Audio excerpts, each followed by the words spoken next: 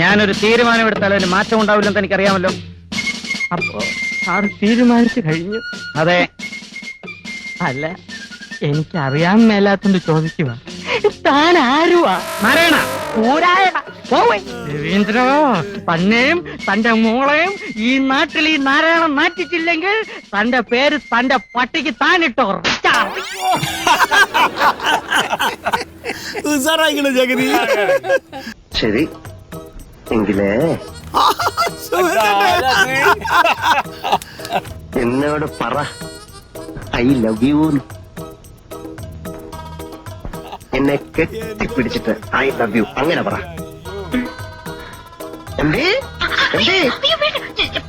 എന്നാ കെട്ടിപ്പിടിച്ചോ I love you. ഇതെന്താ I love you? എനിക്ക് പ്രശ്നമൊന്നുമല്ല, ഞാൻ പറഞ്ഞേക്കാം.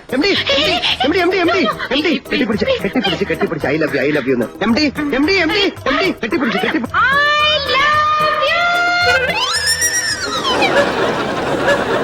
എന്നത്തെ കഥ. അയ്യോ മന്മതാ ഉസാറായിക്കണടാ, ഉസാറായിക്കണ. ഇത് ഈ കളി ഇതുണ്ടല്ലോ, ഈ ജാതി സംഭവങ്ങളാണ് എന്റെ സംവിധായകരെ ഈ കൊണ്ടുപോയി കാണിക്കണ്ടേ. പിന്നെ എന്നെ കഴിയൂല അവര്. അന്റെ സമയം വരാൻ പോവുക. ഈ ഒരൊറ്റ സംഭവം ചെയ്താൽ മതി. സുരേഷേട്ടാ അടിച്ചു പൊളിച്ചിക്കണേട്ടങ്ങള്. നിങ്ങളെ പെണ്ണിന്റെ വശം അങ്ങടെ പല്ലില്ലാത്ത അറിയൂല ആൾക്കാർ. ആശ്ചര്യണ്ടതാ എന്താ കറിയാണ് എന്തേ നിങ്ങളുടെ ഈ വാക്കുകളുണ്ടല്ലോ, എനിക്ക് കിട്ടുന്ന ഓസ്കാർ വലിയ അവാർഡാണ്.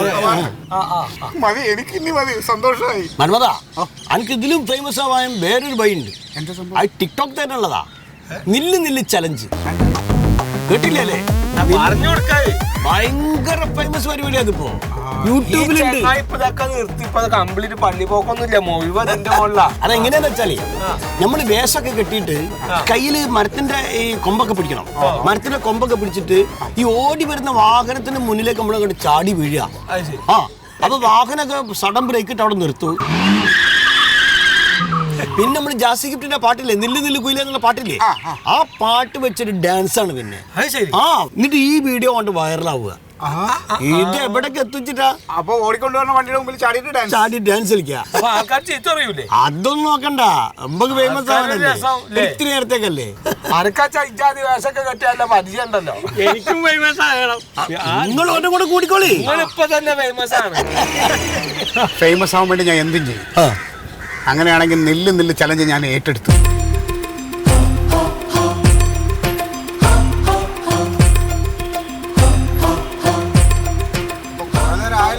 വണ്ടിയൊന്നും പറയണില്ലേ? നിക്കണ സിഗ്നലിലാണ് വണ്ടി. സിഗ്നൽ വിട്ട് കഴിഞ്ഞാൽ വണ്ടി എല്ലാം കൂടി വരും. അപ്പൊ ചാടിയാ മതി. ടൈമിങ്ങിന് ചാടിക്കോളട്ടോ.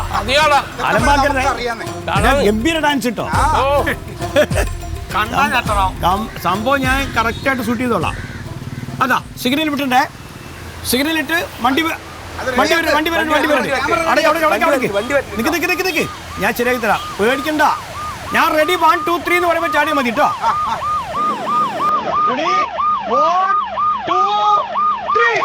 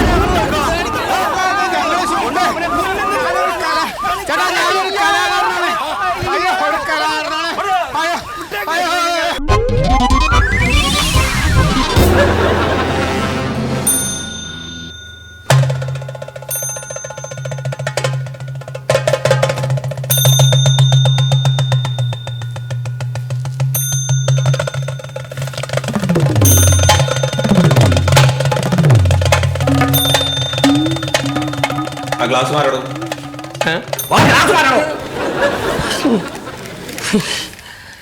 എന്താണ് നിങ്ങളൊക്കെ കുടുംബാരോ എന്ത് വേഷടാ ഇത്?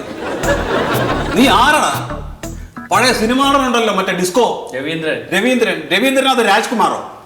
ഞാനൊരു ആർട്ടിസ്റ്റാണ് സാർ. ആര് ആർട്ടിസ്റ്റാണ്. നീ ആര്? മമ്മൂട്ടിയാ? മോഹൻലാലാ? അല്ല സാർ, പിന്നെ ഞാൻ മന്നതൻ. അങ്ങനെ ഒരു നടനുണ്ടോ? അത് അവന്റെ പേരാണ് സാറേ. നീ ആരാ? ഞാൻ ക്യാമറമാനാ. അരെ ക്യാമറമാനാ. എന്ത് ക്യാമറമാൻ? ഈ ടിക്ടോക്ക് പരിപാടി ഷൂട്ട് ചെയ്യണത് ഞാനാ.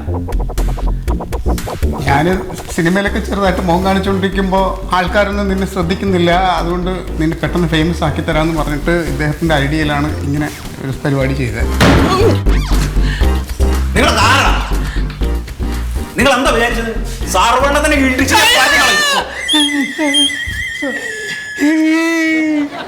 ആംബുലൻസ് തടഞ്ഞാലുള്ള ഭവിഷ്യത്ത് നിങ്ങൾക്കറിയാമോ?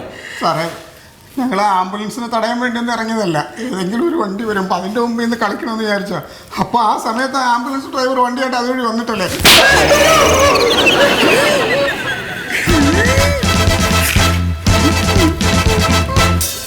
നീ പറയുന്നത് കേട്ട് കഴിഞ്ഞാൽ നിന്റെ കയ്യിലല്ല തെറ്റ്. നീ ഡാൻസ് ചെയ്ത സ്ഥലത്തേക്ക് ആംബുലൻസ് കൊണ്ടുവന്ന ആ ഡ്രൈവറുടെ കയ്യിലാണ് തെറ്റ്, അല്ലടാ?